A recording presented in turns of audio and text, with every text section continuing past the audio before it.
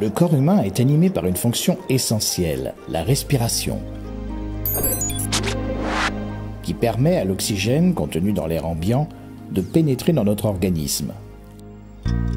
L'oxygène est le carburant indispensable à son bon fonctionnement. Au moment de l'inspiration, l'air, chargé d'oxygène sous forme gazeuse, pénètre par le nez et la bouche, parcourt la trachée et les bronches pour entrer dans les alvéoles pulmonaires. Les alvéoles, qu'on peut comparer à de petits ballons de baudruche, permettent à l'oxygène de traverser leurs parois très fines afin qu'il se fixe sur les globules rouges transportés par les vaisseaux sanguins. Parallèlement, le gaz carbonique produit par l'activité de notre corps est transporté par les vaisseaux sanguins qui le ramènent jusqu'aux alvéoles pour le rejeter dans l'air ambiant au moment de l'expiration.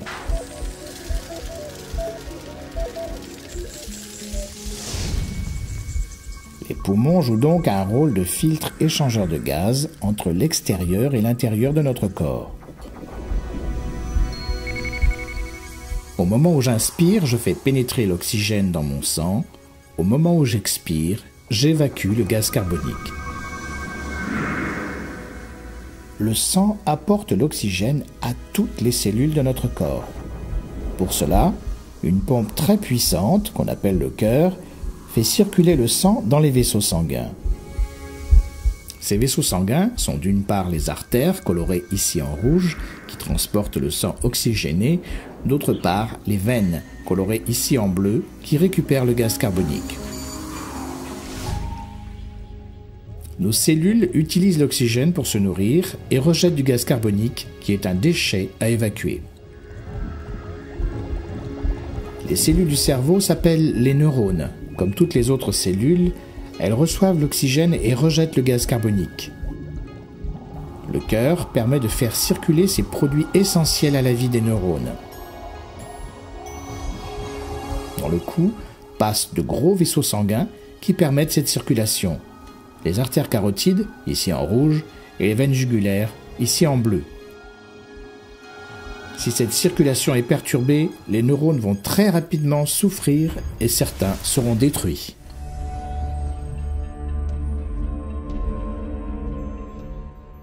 La respiration est essentielle à la vie. Empêcher son bon fonctionnement, c'est mettre gravement le corps en danger. C'est ainsi que les pratiques d'étouffement ou d'étranglement, qu'on appelle à tort des jeux, peuvent dramatiquement affecter le bon mécanisme de nos organes principaux et notamment notre cerveau, extrêmement sensible au manque d'oxygène et à l'augmentation du gaz carbonique.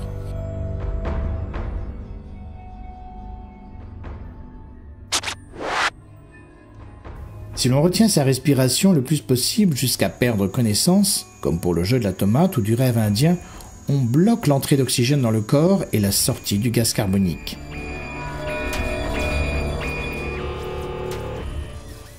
La quantité d'oxygène dans le sang va progressivement diminuer, tandis que la quantité de gaz carbonique augmente. Si l'on comprime le cou, la pression exercée sur les artères carotides et les veines jugulaires empêche le sang oxygéné d'alimenter le cerveau, et le gaz carbonique ne peut plus être évacué. De plus, ces manipulations peuvent entraîner un réflexe nerveux automatique qui va immédiatement ralentir le cœur, ce qui aggrave la situation. Le cerveau et tous les organes très importants, comme les reins, le cœur, le foie, se retrouvent alors très rapidement en grande souffrance. Dans tous les cas, des milliers de neurones, les cellules de notre cerveau sont détruites et les séquelles peuvent être très graves. Paralysie de membres, crise d'épilepsie, baisse de la vue, surdité, perte de mémoire, troubles du sommeil, maux de tête, handicap plus ou moins profond. 2 à 3 minutes de non-oxygénation du cerveau suffisent à provoquer l'arrêt cardiaque. La répétition de ces jeux aggrave le risque de séquelles, mais il suffit d'une seule fois pour rester handicapé pour toute sa vie.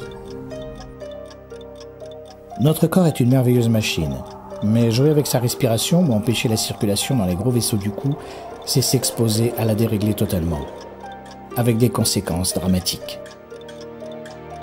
Notre corps a ses règles qu'il faut connaître pour savoir dire non à ces jeux très dangereux.